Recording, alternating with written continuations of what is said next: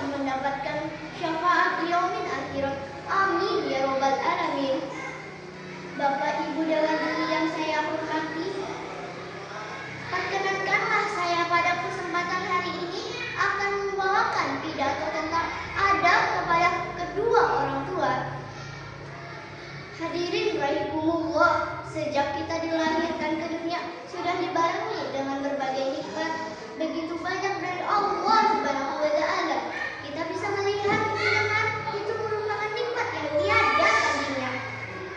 Sejak kita dilahirkan ke dunia sudah dipersiapkan seseorang yang akan mengurusnya, yaitu ibu dan ayah yang dilembutkan hatinya oleh Allah Subhanahu wa taala agar mengasihi dan menyayangi anaknya.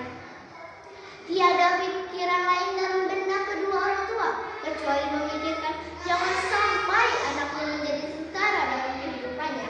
Kasih sayang orang tua tanpa pamrih, kasih sayang sangat tulus dan mulia.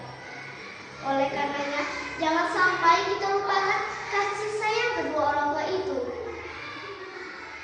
Kita harus patuh dan hormat kepada seluruh perintah orang tua selama perintah itu tidak melanggar hukum agama. Jika orang tua menyuruh maksiat sekalipun, kita harus dapat menolak dengan arif dan bijaksana. Hadirin rahimakumullah, lalu pertanyaannya adalah mengapa seorang anak harus berbuat baik kepada kedua orang tuanya? Karena keharusan berbuat baik kepada kedua orang tua merupakan perintah Allah Subhanahu wa taala yang diwajibkan oleh seluruh orang. Sebagaimana dalam Al-Qur'an surat Al-Isra ayat 23. A'udzu billahi minasy syaithanir rajim. Bismillahirrahmanirrahim. Wa qadara rabbuka alla ta'budu illa iyyahu wa bil walidaini ihsanan. Imma yablughanna ma'ul kibara ahaduhuma aw kilahuma fala taqul lahuma uffi wa la tanharhuma qawlan karima.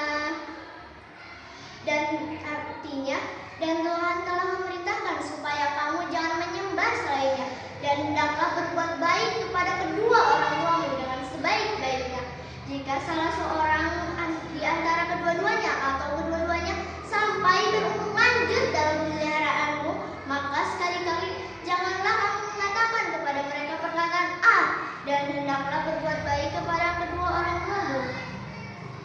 Hadirin rahimakumullah, ayat tersebut menerangkan bahwa sebagai seorang anak tidak boleh menghardik atau.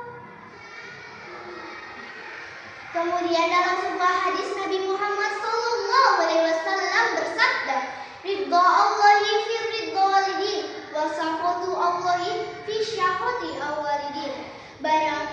Artinya ridha Allah berada pada ridha kedua orang tua, sedangkan murkanya berada pada murka keduanya.